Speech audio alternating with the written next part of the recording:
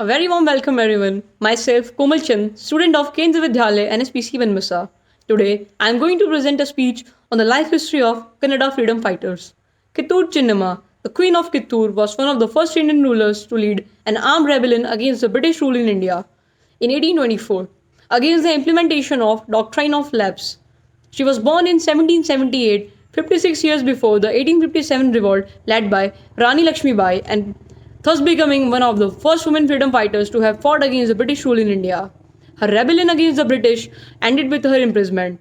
However, she became a celebrated freedom fighter in the state of Karnataka. Since 1824, Kittur Utsav has been organized every year in the month of October to celebrate the heroic rebellion of Rani Kittur Chennamma. Early life.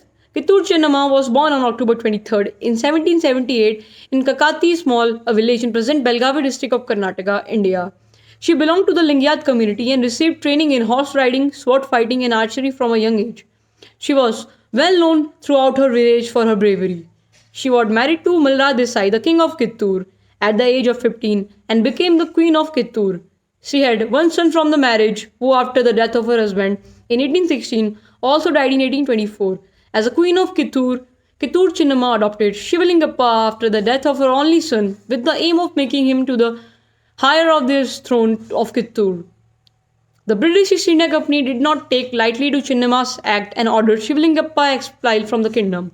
This was done under the pretext of Doctrine of Lapse, according to which adoptive children of the native rulers were not allowed to be named their successor. If the native rulers did not have their own children, the kingdom would be a territory of a British Empire. The Doctrine of Lapse was officially codified between 1848 to 1856 by Lord Dalhousie. Kittur Chinnamma, however, defied the British kingdom order to expel Shivalingappa from the throne. She sent a letter to the governor of Bombay to plead the cause of Kittur, but Lord Elphinstone turned down Chinnamma's request. The state of Kittur came under the administration of Dharwad Collectorate in charge of Mr. Thackeray, and Mr. Chaplin was the commissioner. Both men did not recognize Chinnamma as the regent and Shivalingappa as a ruler and apprised Rani Chinnamma to surrender her kingdom, but she again defied